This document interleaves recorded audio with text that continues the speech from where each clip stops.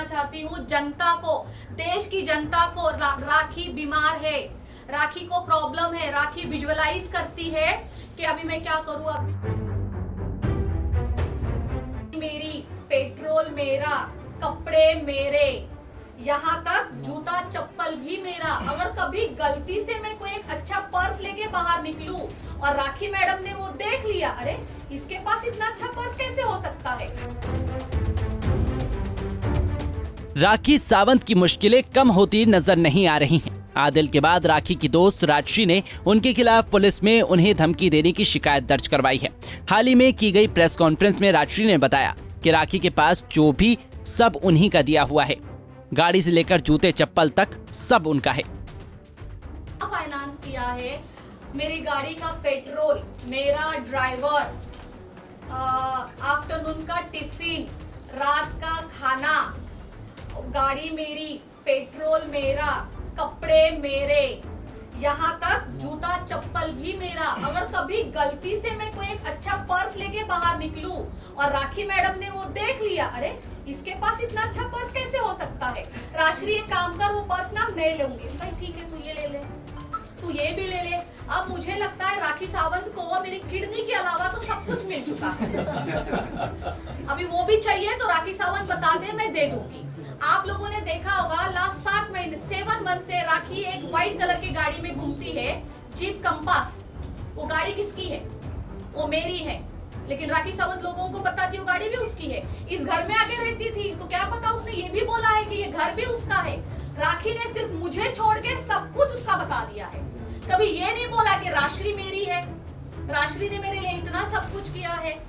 आज राखी के लिए क्या नहीं किया है, इस वजह से कि वो मुझे धमकियां देगी, मुझे ऐसे निकाल के फेंकना चाहती है। मुझे वो क्या करना चाहती है मेरे साथ, क्यों करना चाहती है।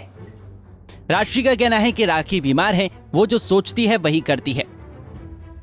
सबसे पहले मैं एक बात बताना चाहती हूँ जनता को, देश की जनता को, राखी बीमार है, राखी को प्रॉब्लम है, राखी विजुअलाइज करती है कि अभी मैं क्या करूँ, अभी मैं क्या करूँ, अभी मैं किसका नाम डालूं, मैं किसका नाम डालूं। तो वो क्या करती है, स्टोरी बना लेती है। जो वो चीजें खुद करती है, खुद को साइड रखती है, फिर वो सोचती है अभी मैं क्या करूँ, किसको डालूं, तो उसको मैं दिखती हूँ, राजश्री सामने नजर आती है, फिर वो राजश्री को बीच में डालती है। राखी बीमार है, देश की जनता को भी ये बात पता है, तो राखी को है ना गेट वेल सुन के मैसेज भेजिए ताकि वो जल्द से जल्द ठीक हो जाए। जब राजश्री से पूछा गया कि राखी ने अपनी मां के निधन पर बिरयानी खाई तो सुनिए क्या जवाब मिला। कि मम्मी की डेथ हुई थी, हम लोग साथ में ही थे, फिर हम लोग ऊपर हॉस्पिटल में जाके जो क्या पर्टिकुलर उसको क्या वर्ड यूज करते हैं, जो बॉडी रखी जाती है फ्रिज में, यस, वहाँ गए थे हम। फिर हमने वहाँ वो पूरा प्रोसीजर किया, वहाँ से हम सीधा घर आते हैं। आदिल वहाँ पे अवेलेबल नहीं थे, आदिल हमें मेरे घर के नीचे मिलते हैं, फिर हम सीधा ऊपर आते हैं। फिर भूख तो सभी को लगी हुई थी। फिर ये मयूर है, मेरा भांजा है, मैंने इनको बोला था खाना ऑर्डर करने के लिए, तो इन्होंने बोला था वेज या नॉन वेज, तो आई सेड वेज ही खाएंगे, क्योंकि देखो हम कोई भी हो, ऐसे ज़रूरी नहीं होता है कि गरीब अमीर नॉर्मल हिंदू मुस्लिम ऐसा कुछ नहीं होता है। किसी के घर पे कुछ बुरी घटना घटती है ना, तो इंसान के गले के नीचे तो दाल खिचड़ी भी नहीं उतरती है, राइट, ये सबको ही पता है। तो जब मैंने पूछा कि क्या मंगवाना है, देन उन्होंने बोला कि उनको नॉन वेज खाना है। तो हाँ, हमारे घर पे उस दिन बिरयानी आई थी, चिकन चिल्ली आई थी एंड फ्राइड राइस आया था, और उस सब ने खाया था। राजश्री ने बताया कि राखी ने उन्हें धमकियां दी, जिस वजह से उन्होंने पुलिस में शिकायत दी। इसके साथ ही उन्होंने दुबई ट्रिप के बारे में बात करते हुए कहा कि वो राखी के साथ उनका आखिरी दिन था। उनके सामने इसलिए आई हूँ, शायद मैं आना नहीं चाहती थी, मैं बाहर ही नहीं आती अगर राखी की तरफ से मुझे धमकियां नहीं आती। ये लास्ट 3 मंथ से मेरे साथ चल रहा है, करीबन जून से चल रहा है। राखी मुझे हरास करती है, राखी चाहती है जो वो बोले वो मैं करूँ, बट मैं किसी की कठपुतली नहीं हूँ। 19 तारीख की रात को राखी ने मुझे थ्रेट्स किए हैं। राखी का कहना है अगर मैं उसके खिलाफ एक बात भी करूंगी, किसी को जवाब भी दूंगी, या उसको ये डर है, कोई मुंबई में आए हैं उनके फ्रेंड, उनके एक्स हस्बैंड, तो उनका मुझे कॉल आएगा या मैं उनके साथ चली जाऊंगी, उनका वो डर था, उस वजह से उन्होंने मुझे थ्रेट्स किए हैं। और या वो उनके दिल में ही ये बात थी कि राशि को एक ना एक दिन थ्रेट्स करना ही है, उसको धमकी देनी ही है। तो उन्होंने मुझे इतनी गंदी धमकियां दिलाई है। रात के कुछ 1-1:30 बजे उन्होंने 19 तारीख को मुझे धमकी दी है। तो मैं आपको पढ़ के बताना चाहूंगी कि वो धमकी क्या है। और मैं ओशिवरा पुलिस स्टेशन जाके कंप्लेंट करके आई हूँ। राखी ने मुझे क्या धमकियां दी है, इतना डर लगने लग गया है ना। एक टाइम पे हम दोस्त हुआ करते थे, इतनी अच्छी दोस्ती निभाई थी मैं उसके लिए एक पिलर बन के खड़ी थी। आप सब लोगों ने देखा है, पूरी जनता ने देखा है। उसका जब एक बुरा टाइम चल रहा था, उसका पिलर सिर्फ और सिर्फ ये राशि मोरे थी। और आज उसी राशि मोरे को ये वो कह रही है कि अगर तुम मेरे खिलाफ कोई बात करती हो, अगर तुम मेरी बात किसी से भी शेयर करती हो जो उसकी पर्सनल चीजें हैं, हालांकि मेरा वो नेचर नहीं है कि मैं किसी की पर्सनल चीजें बाहर लेके आऊं, लेकिन होता है ना, जो चोर होता है उससे डर भी होता है। तो चोर इस तरीके से डर चुका है, इस वजह से उसने मुझे इस तरीके से धमकी दी है। आज इतना डर लग रहा है, आप यकीन नहीं करेंगे। मैंने कुछ देर पहले अपने सिक्योरिटी को नीचे कॉल किया है, जो हमारे मैनेजर है हमारे सोसाइटी के। मैंने उनको कॉल किया और मैंने कहा इस बात का ध्यान रखना कि राखी सावंत हमारे गेट के अंदर कभी जिंदगी में ना आ जाए। और वही राखी सावंत को मैं हाथ पकड़ के अंदर लेके आती थी। मेरे घर में वो, इस घर में वो 10-10 दिन रही है। उसका मैंने इतना ख्याल रखा है, मेरे साथ रखा है। मैंने उसका एक सिस्टर की तरह, एक मम्मी की तरह ख्याल रखा है, क्योंकि वो, मैं सोचती थी वो अकेली है, उसके पीछे कोई नहीं है। इतना सब कुछ करने के बाद वो ये कर सकती है राखी सावंत। आप सब लोग जानते हैं राखी सावंत कितनी बोल्ड है और वो क्या क्या कर सकती है। तो मुझे वो डर है कि राखी सावंत किसी भी तरीके से मुझे हार्म ना पहुंचाए।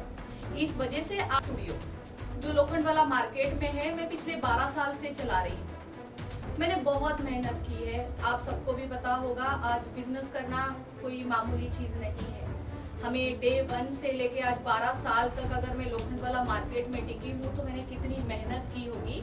ना कि ये राखी सावंत ने जो बोला है कि मेरे नेल आर्ट स्टूडियो के अंदर प्रोस्टिट्यूशन होता है।